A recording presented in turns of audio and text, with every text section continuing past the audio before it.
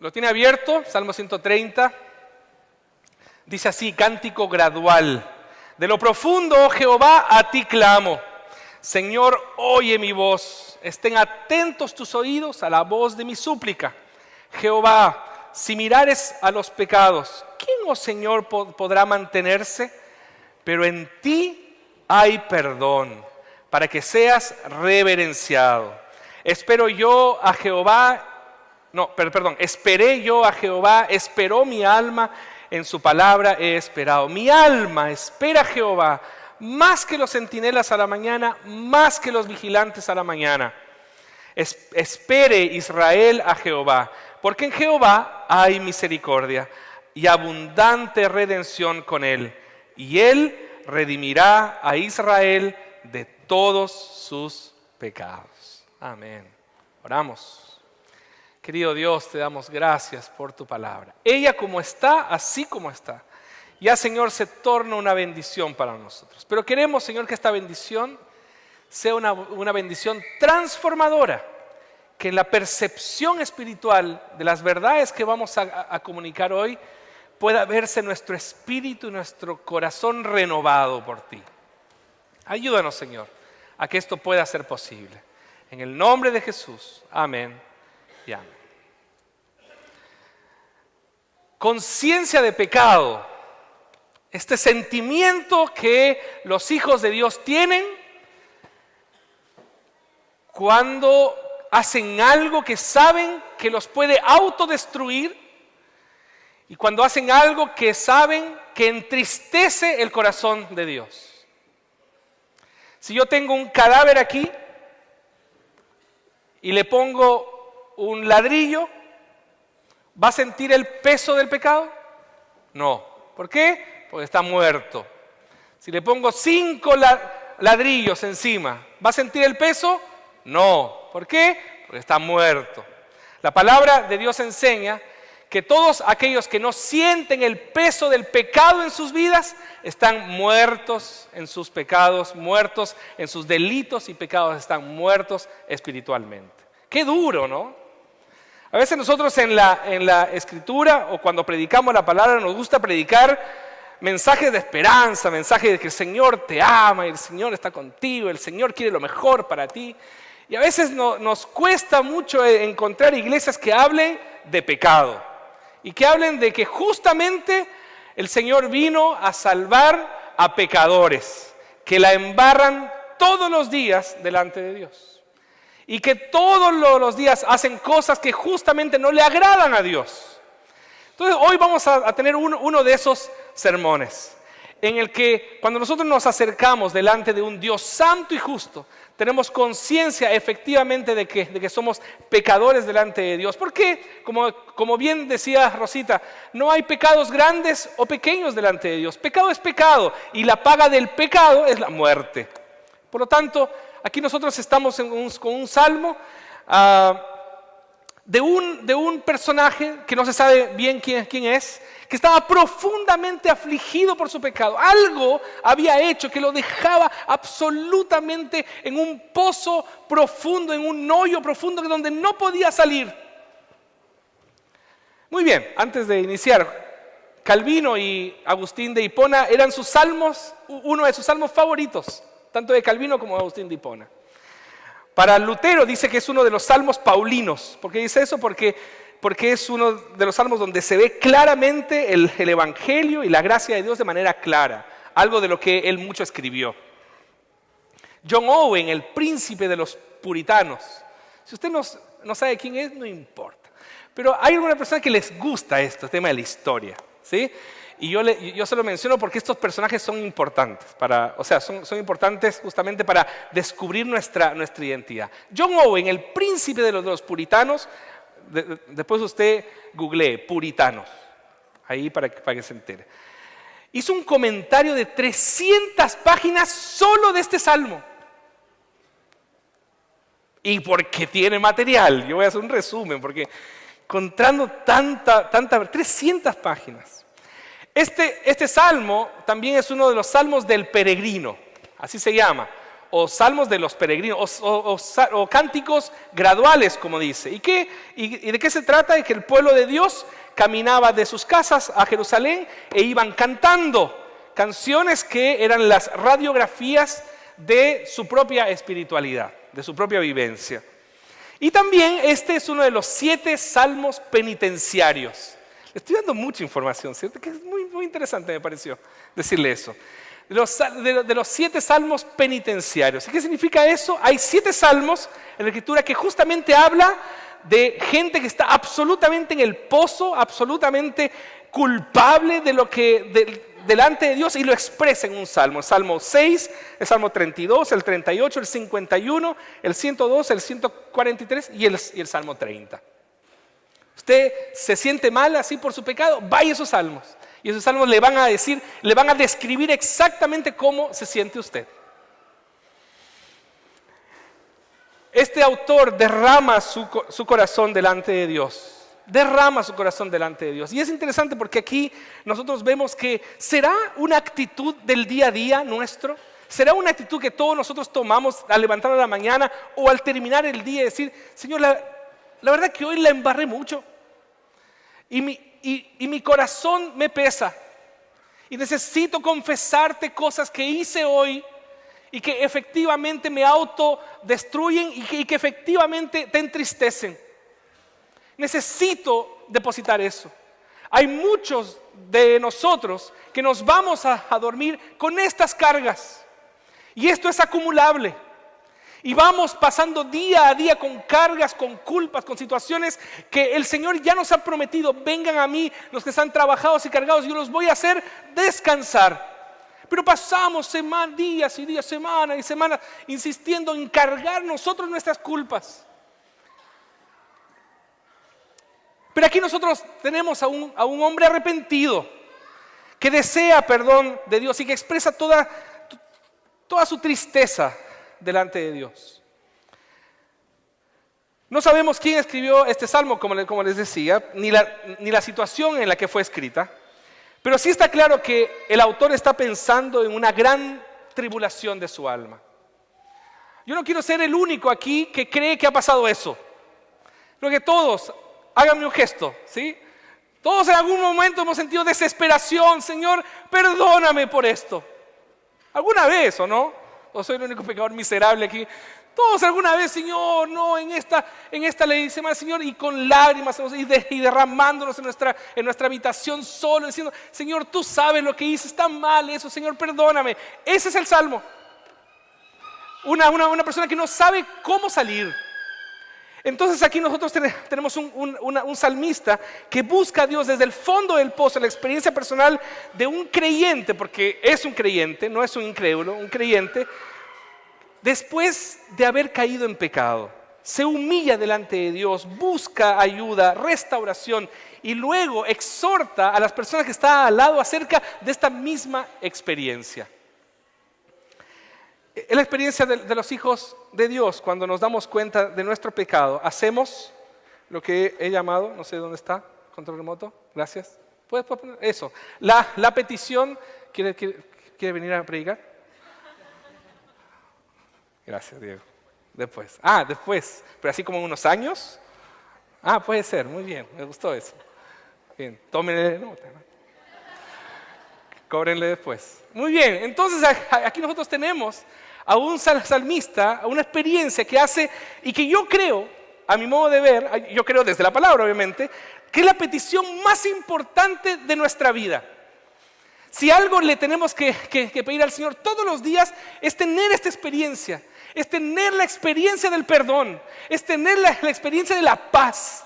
¿No se ha sentido en esta necesidad de pasar los días con paz?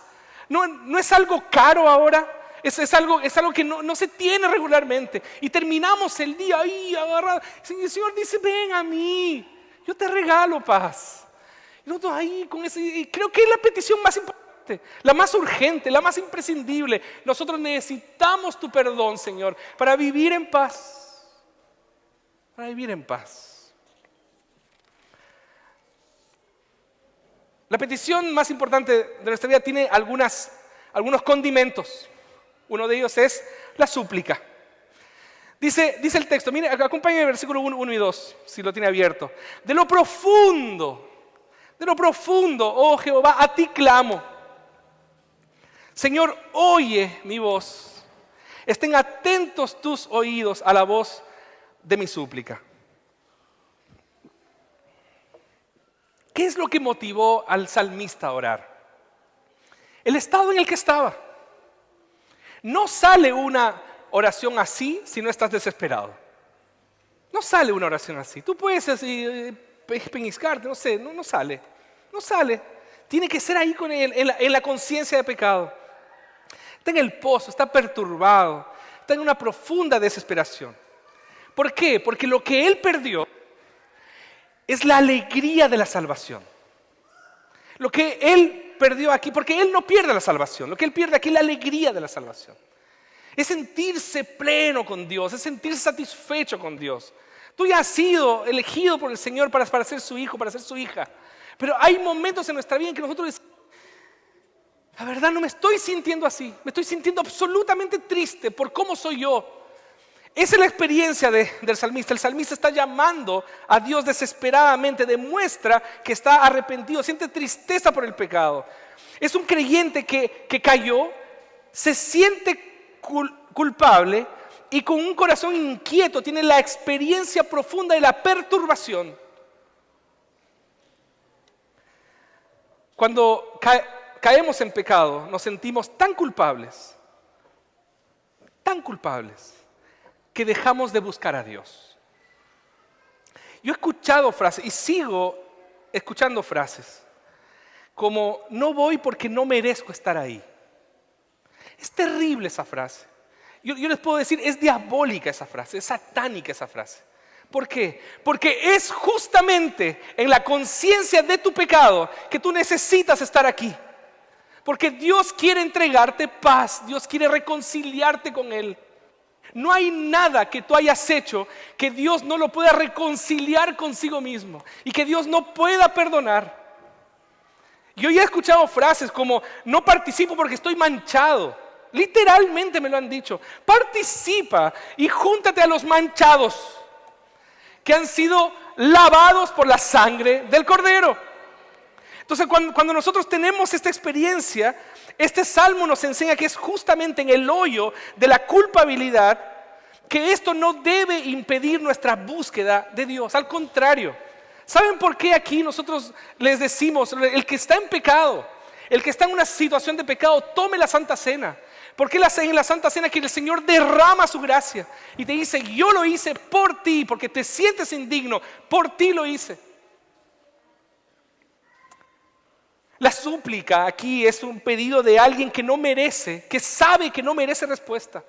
Pero por favor, esa es la actitud. Es el último recurso del desesperado. Él sabe que no tiene nada que negociar, porque el que sabe negociar o el que tiene algo para negociar, regatea. Y Señor, la verdad que yo fui 51 cultos a la iglesia. No fui. Pero yo fui 51 cultos. Tiene algo para negociar. No. Dice, Señor, estoy absolutamente en condiciones de tristeza, de pecado, que no me puedo permitir ni siquiera acercarme a ti con un argumento. No negocia, no exige, no demanda, solo suplica, Señor, por favor. ¿Qué le suplica? Esto es muy interesante. Mira el texto, en la segunda línea. ¿Qué le suplica?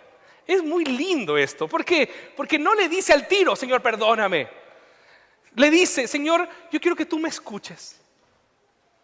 Quiero que tú me oigas. Es tremendo, eso es tremendo. Si tú me prestas atención, estamos. Si tú abres tus ojos, si tú me sonríes, si tú otra vez me miras, entonces estamos. Yo sé que a partir de ese momento tú vas a derramar tu gracia, porque no hay cosa que sea imposible para Dios. Solo mírame, solo escúchame, solo préstame atención. Eso es lo que Él quiere que lo escuche. ¿Por qué? Porque Él sabe que Dios es bueno para perdonar, amén. Dios es bueno y Dios es poderoso para sacarnos del pozo, amén. entonces es solamente que nos escuche. Si nos escucha, estamos. Esa es la lógica del texto aquí. Es muy lindo eso. ¿Y por qué? Porque dice, si tú me escuchas, va a ser de la manera que tú quieras, de la forma que tú quieras, en el tiempo que tú quieras, y bajo tus condiciones, no bajo las mías, porque yo no tengo nada que regatear. Saber que Dios nos está oyendo puede cambiar el rumbo de nuestra realidad en medio del pozo. Saber que Dios me está oyendo cambia. Yo puedo estar en el pozo, pero tengo esperanza porque Dios me está escuchando, porque Dios me está oyendo. Esa sensación, esa realidad, esa percepción de nuestra espiritualidad, ciertamente es un bálsamo para nosotros. Por eso aquí hay súplica de perdón y esta oración nos ilustra bien en el verdadero arrepentimiento. Dios quiere de nosotros que nos arrepintamos y que lo busquemos para que recibamos perdón. De lo profundo podemos suplicar que Dios nos escuche y esa sola realidad puede hacer una diferencia en nuestra experiencia con el pecado. En nuestra experiencia con el pecado. ¿Sí? Vamos, seguimos. Segunda condimento de la petición más importante de mi vida. Ahora que lo está escuchando, argumenta. Me pareció genial esta parte. ¿Por qué? Porque dice Jehová. ¿Sí? Una forma de decir Jehová también, el ya aquí, el ja. Si mirares los pecados, ¿quién, oh Señor, podrá mantenerse? Pero en ti hay perdón para que seas reverenciado. El salmista aquí está argumentando con Dios como queriendo convencer a Dios. Pero esto es una parte importante de nuestra oración con Dios. ¿Por qué? Porque nosotros sabemos que Dios es soberano, ¿cierto? Dios es soberano. Dios es inmutable, no cambia en sus promesas. Nosotros no le podemos torcer la mano a Dios. Dios es soberano, tiene el control de nuestra vida. Entonces, si Él tiene el control de nuestra vida, ¿qué está intentando hacer el salmista? ¿Se entiende o no? Y yo tengo una lógica aquí, que el mismo texto me invita a hacerlo. Que Dios me está invitando a argumentar como un ejercicio para nuestra espiritualidad y para nuestra vida de oración. Es importante verbalizar las cosas. Es importante decirlas, decir lo que tú estás pensando. Decir lo que está pasando en tu corazón. A veces uno está ahí y no logra descifrar lo que le está pasando. Entonces, ¿por qué Dios es como provocándolo en su corazón? Provocándolo en su alma y le dice, ¿y por qué debería perdonarte? A ver, ¿por qué debería perdonarte? No hace así obviamente, pero usted me entiende. ¿Por qué debería perdonarte? ¿Qué razones me darías tú, dice Dios, para que yo te perdone? Convénceme. Yo sentía a Dios diciéndome así, convénceme, Caleb. ¿Por qué debería perdonarte? Yo creo que una parte importante de nuestra oración es convencer a Dios. Aunque Él no necesita ser convencido. Pero convencer, ¿por qué? Porque cuando nosotros comenzamos a buscar argumentos, ¿qué es lo que pasa? Comenzamos a recordar y comenzamos a aplicar aquello que ya nos han enseñado acerca de Él. Y comenzamos a revisar. Ok, Señor, yo creo que tú me tienes que perdonar porque tú eres un Dios justo. Tú eres un Dios perdonador, tú eres un Dios santo. No, pero ahí se complica y dice, no, pues si es un Dios santo, entonces tiene que castigar el pecado. Estoy sonado, ¿cierto? Es un poco la lógica. Él comienza a hacer teología. Porque eso es, haga teología con Dios. Y comience a averiguar, ¿qué es lo que he aprendido acerca de Dios? Me mandé la embarrada, voy delante de Dios y le digo, Señor, aquí estoy. Pero, quiero que tú me escuches. Señor, ¿qué te escucho? Perdóname. El Señor dice, ¿por qué te tengo que perdonar? Porque tú eres un Dios justo. No, esa no. Tú eres un Dios santo. No, esa tampoco. Tú eres un Dios perdonador. Bueno, esa puede ser. Pero antes, Él hace una lógica. Que nosotros tenemos que primero reconocer quién es nuestro Dios. y reconocer cómo hace Dios las cosas y reconocer quiénes somos nosotros. Cuando reconocemos quiénes somos nosotros, comenzamos a pedir mucho más humildemente delante de Dios. ¿Cuál es mi lógica aquí? Que no es solamente llegar y pedir. Yo creo que esa lógica hay que superarla. Como cristianos hay que superarla. Esa cuestión de llegar y pedir, creo que no va. Porque nosotros tenemos una relación con Dios. No es alguien que está detrás de un mostrador ofreciendo perdón. Él tiene una relación con nosotros. Por lo tanto, si tiene una relación con nosotros, no es como el niño, yo quiero, dame. Señor, quiero esto, dame. Como lo hacen a veces mis hijas. Papá, quiero esto. Es interesante la pregunta, ¿por qué? ¿Por qué? ¿Por qué quieres esto? ¿Lo necesitas? Y ahí se comienzan a complicarse para explicar las cosas. Papá, quiero la Barbie de mi compañera no sé cuánto. ¿Y por qué quieres esa Barbie? Porque es bonita. Y solo porque es bonita, tienes otras muñecas. Y comienza a pensar. Muy interesante eso. Porque es linda y porque yo quiero ser como ella. Pensemos sobre las Barbies, hija. ¿Por qué las rubias tienen que ser solamente las lindas? Y ahí comenzamos un diálogo ideológico y filosófico con mis hijas. Los morenos somos también muy lindos, te digo. Y ahí, si no, mira a tu mamá, cómo se enamoró de un moreno. No me compra mucho todavía, pero ahí vamos. Vamos por un pololo moreno. Bueno, entonces es necesario superar el venir y tomar.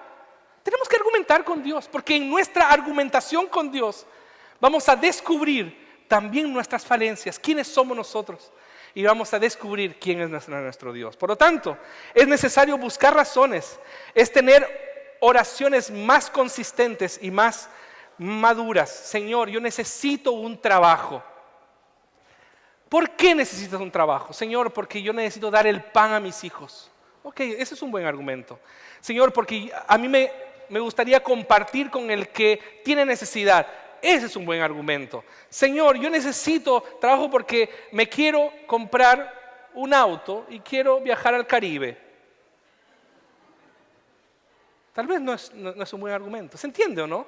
Comenzamos a argumentar y comenzamos a descubrir cuáles son realmente nuestras verdaderas intenciones. Es ahí cuando yo comienzo a tener una conversación con Dios. Argumento número 1. Si mirares a los pecados, ¿quién podrá mantenerse? Lo que está diciendo es, Dios es justo, Dios es santo, Dios es verdadero y Él no puede contemplar el mal ni puede convivir con el pecado y alguien tiene que pagar por eso.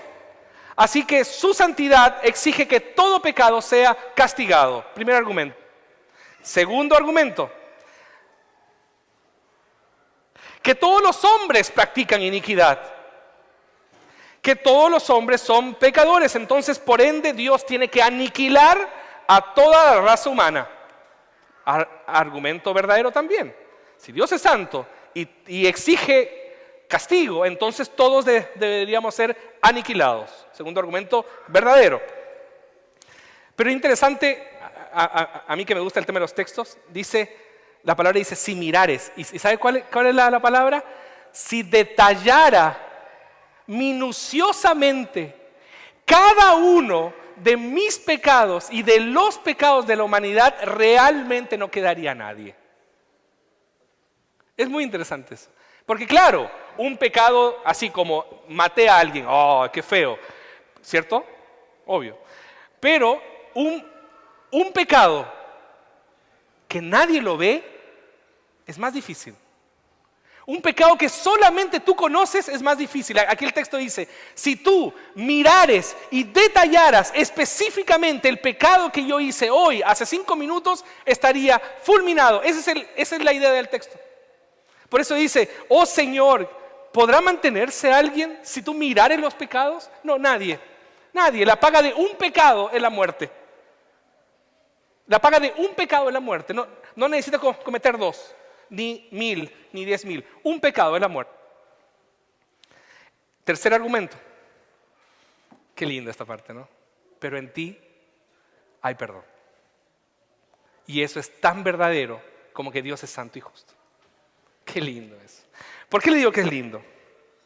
Dice, tú no solo tienes poder para destruir, tú no solo tienes poder para castigar, tú tienes poder para perdonar también. Es el mismo poder, es el mismo poder. El perdón de Dios no es algo que nos lleva a una actitud de relajo frente a la vida, porque también uno podría decir, ok, yo cometo el pecado, pero hay perdón de Dios, entonces yo puedo hacer lo que yo quiera, puedo mandarme la embarrada y Dios me perdona. Muy bien, Señor, tú me perdonas, entonces yo voy living la vida loca y vamos pecando porque Dios me perdona. Hay un texto que está debajo de eso. ¿Qué es lo que dice? Pero en ti hay perdón. ¿Para qué? Para que seas reverenciado. Qué lindo esto. Para que haya temor en tu corazón. Para que haya reverencia delante de Dios. Para que lo ames más. Para que nunca más quieras pecar, nunca más delante de Dios. Señor, yo quiero odiar el pecado como tú lo odias. Yo quiero detestar eso que tú odias. Señor, ayúdame a poder verte en tu santidad, en tu majestad. Quiero estar delante de ti. Quiero estar siempre caminando contigo porque no quiero hacerlo más. Eso es vivir en reverencia delante del Rey.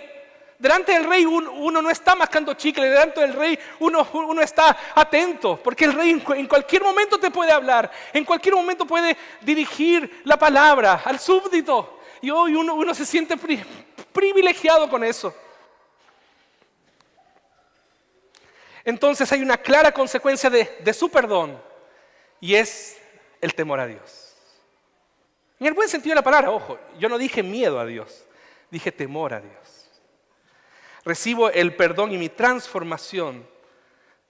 Yo no voy a querer pecar nunca más y buscaré una vida que reverencie a Dios de manera más comprometida.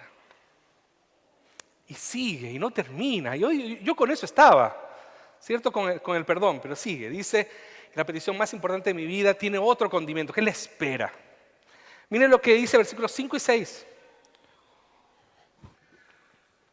Esperé yo a Jehová, esperó mi alma, en su palabra he esperado. Mi alma espera a Jehová, más que los centinelas a la mañana, más que los vigilantes a la mañana. Después de haber orado, hay una actitud del salmista. ¿Sabe por qué? Si lo quiere poner en Twitter, póngalo. La oración no termina cuando acaba.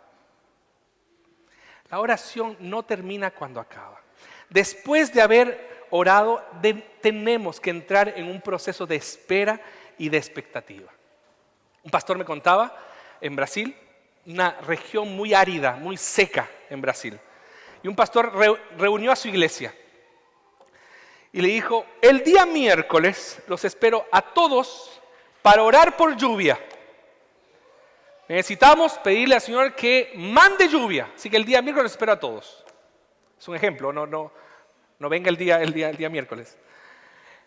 Lluvia, necesitamos lluvia, así que el día miércoles vengan todos a orar, a clamar al Señor por lluvia. Y el miércoles, efectivamente, todos vinieron, pero solo una niña trajo un paraguas. Usted ya me entendió, ¿cierto? ¿Cuántos estaban realmente en la expectativa de que iba a llover? La niña. Pedimos a Dios cosas que realmente no esperamos. Si usted le pide perdón a Dios, si usted se arrepiente de sus pecados, el Señor es fiel y justo para purificar, para perdonarlo y para purificarlo de toda maldad. Créalo, espérelo. El salmista aquí se pone en estado de espera, ansioso, expectante. Dios en cualquier momento va a venir a visitar. En cualquier momento el salmista quiere sentirse perdonado. Ojo, ya argumentó, ya pensó, ahora quiere sentir. Hay dos condimentos aquí. Ya pensó, ya articuló, ya hizo teología. Ahora quiere sentir, quiere tener la experiencia de experimentar la seguridad de que Dios le atendió y de que sus pecados fueron perdonados. Queremos tener confirmación. Y él dice, interesante, dice, espero de todo corazón, que ese es el significado de mi alma. Es una espera sincera de parte del corazón. Después, espera confiado en las promesas de Dios. ¿Por qué? Porque dice, espero en tu palabra, en que tú no cambias, en que tú has prometido perdón para todos aquellos que vengan arrepentidos delante de ti. Así que yo espero en tu palabra. Y después dice, espero con ansiedad. Dice, mi alma espera, como los centinelas, como los vigilantes que anhelan que el sol salga, que el sol surja. Entonces quiero preguntarle, después de orar, ¿qué es lo que hace usted? La pregunta. El salmista se da cuenta que desea demasiado lo que Dios promete. No hay nada más que hacer. Ya supliqué, ya argumenté, ahora queda esperar. Y hay dos palabras que justamente utiliza, el centinelas y vigilantes. ¿Por qué? Porque son justamente los que anunciaban la buena noticia. Eran justamente los que veían si venía el ejército victorioso y cuando se asomaba, ¡ganamos! Esa es la noticia. ¡Victoria! O cuando venían a avisarle, nació el heredero del rey, nació nuestro nuevo rey. Esa es la idea. Y dice, más que ellos, yo anhelo que surja la esperanza. Lo que hagamos después de la oración dice mucho de nuestra expectativa en nuestra relación con Dios. Podría quedar ahí, pero hay un cuarto, que es más corto, pero que es muy decidor. Miren lo que dice el versículo 7. Ya está perdonado. Ya esperó, ya está perdonado, ya tiene experiencia. ¿O no? Porque el texto no me dice en ningún momento que efectivamente pasó. Pero antes de que esté absolutamente seguro, hay algo que él hace, que él predica. Miren lo que dice versículos 7 y 8. Espere Israel a Jehová, porque en Jehová hay misericordia y abundante redención con él. Y él redimirá a Israel de todos sus pecados. Mientras él espera, busca a sus amigos y los exhorta a buscar a Dios. Aquí nosotros tenemos algo. Dice, esperen en Dios, así como yo estoy aprendiendo a hacerlo. Esperen en Dios como yo estoy aprendiendo a hacerlo. Ya, no lo hace desde la plataforma de quién sabe cómo funciona esto. No sabe del que yo estoy perdonado, entonces quiero simplemente venir y contarte cómo es. Lo hace desde alguien que está aún en la expectativa e invita a sus amigos para que vean cómo Dios lo puede hacer en sí mismo y en nosotros también. Es posible que tú, como yo, muchas veces no tengas la experiencia tan concreta, tan cruda, tan real de ver tu vida absolutamente metido en el hoyo. Es posible que tú no tengas esa experiencia aún. Es posible que tú no te hayas sentido necesariamente perdonado. Es posible que tú no hayas sentido nunca esta desesperación. Es posible que tú nunca te hayas sentido absolutamente desesperanzado. Es posible que yo te hable sobre el pecado y no tenga ninguna respuesta de ti. Es posible que tú hayas pasado por una circunstancia difícil y no tengas eso que nosotros o yo estoy describiendo. ¿Para dónde voy? Hay alguien que me dijo alguna vez, y hoy se lo dije a uno de los jóvenes de la iglesia. Predica la fe hasta que la fe te haga predicar. Predica la fe hasta que la fe te haga predicar. Hay cosas que hoy no las entendemos porque no las hemos experimentado, pero eso no quita que no sean verdad. Entonces quiero plantearles esto. Mientras espero, también puedo predicar de 3 razones. Que en Él hay misericordia, que en Él hay abundante redención y que en Él hay perdón. Y eso es verdadero, porque la Biblia lo dice y porque ha sido nuestra experiencia. de la mayoría de nosotros. Pero principalmente porque la Biblia lo dice. ¿Qué podemos aprender de este salmo? Que no hay nada más importante en la vida que el perdón de nuestros pecados. No hay nada más importante en la vida que el perdón de nuestros pecados. ¿Por qué? Porque hay paz. Porque viene paz a nuestras vidas. Lo segundo, que no puede faltar que puede faltar en nuestras vidas pan, salud, pero el perdón de los pecados es lo más importante para nuestra vida. La petición más importante de mi vida tiene 4 condimentos. Gracias. Tiene 4 condimentos.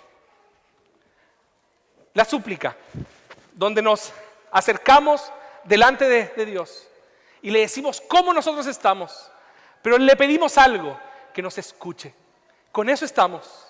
Lo segundo, que argumentamos y le decimos a Dios quién es Él y quiénes somos nosotros.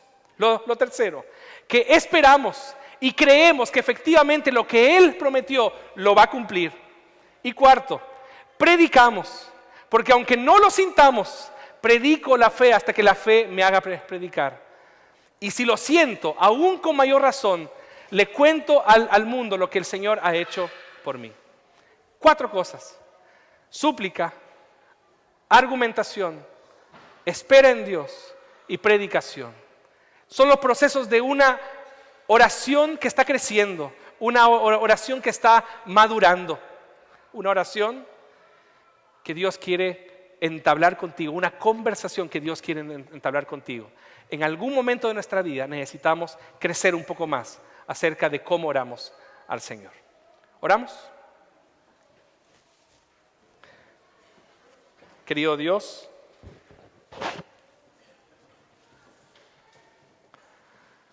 te damos gracias, Padre, por tu maravilloso amor y por tu perdón. Gracias, Señor, porque sin ese perdón nosotros estamos absolutamente desesperados y nuestra vida no tiene absolutamente sentido. Queremos, Señor, que tú nos visites, pero con que tú nos veas, con que tú nos escuches estamos, porque efectivamente recibiremos el perdón. Recibiremos efectivamente tu misericordia. Gracias, Señor, en el nombre de Cristo Jesús. Amén y amén.